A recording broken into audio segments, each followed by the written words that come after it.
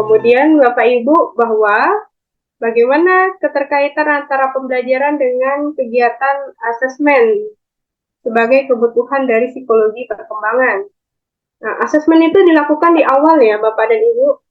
Saya yakin semuanya melakukan nih, mudah-mudahan tidak terabaikan. Kenapa harus melakukan asesmen psikologis? Supaya Bapak dan Ibu itu bisa menyusun substansi pembelajaran sesuai dengan kebutuhan psikologi siswa. Menyusun soal-soal pembelajaran sesuai dengan tahapan perkembangan kognitif siswa. Nah, sehingga nanti nggak ketinggian, nggak kerendahan. Kalau terlalu kerendahan, nggak jadi stimulus nih. Kalau ketinggian, siswanya belum tentu siswanya mampu mengerjakan karena tahapan kognitif siswa itu beragam. Ada siswa yang excellent, cepat dalam perkembangan kognitif, kategori brilian, kategori cerdas istimewa. Tapi ada siswa yang dalam keadaan dia slow perkembangannya atau ya normal seperti itu. Itu dilakukan di awal pembelajaran sehingga kegiatan asesmen terintegrasi dan berkaitan erat dengan pembelajarannya.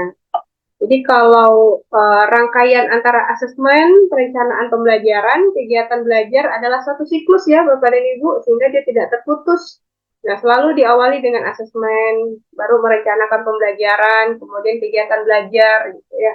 Nah, nanti ada dari kegiatan belajar ini nanti diakhiri dengan refleksi, melihat ketercapaian dan pemahaman siswa. Maka dari bantuan asesmen ini kita bisa merancang tujuan pembelajaran dengan soal-soal untuk dilakukannya asesmen. Psikologi perkembangan juga berdampak kepada pembelajaran yang sesuai dengan tingkat kemampuannya, kemampuan peserta didik, kebutuhan psikologisnya. Jadi kalau pendekatan yang dapat digunakan itu bisa teaching at the right level. Ini, TARL ini. Barangkali Bapak dan Ibu sudah ada yang menggunakan, tapi tidak beracuan kepada nama. Secara substansi sudah dilakukan pasti ya. Mungkin namanya masih belum familiar, atau ya sudah ada yang melakukan sesuai dengan hukum-hukumnya teaching at the right level ini. Jadi mengacu kepada tingkat capaian atau kemampuan peserta didik. Nah, jadi dia ada di kelas fase berapa, capaian yang dibuat itu harus ada apa gitu, harus sesuai. Karena pembelajaran yang dilakukan agar menyesuaikan dengan capaian tingkat kemampuan dan kebutuhan peserta didik dalam pembelajaran yang diharapkan. Tentu saja tujuan pengajaran itu kalau yang menggunakan pendekatan TARL ini, dia membantu untuk penguatan di kemampuan numerasi dan literasi, gitu, serta pengetahuan pada mata pelajaran dan menjadi capaian pembelajaran.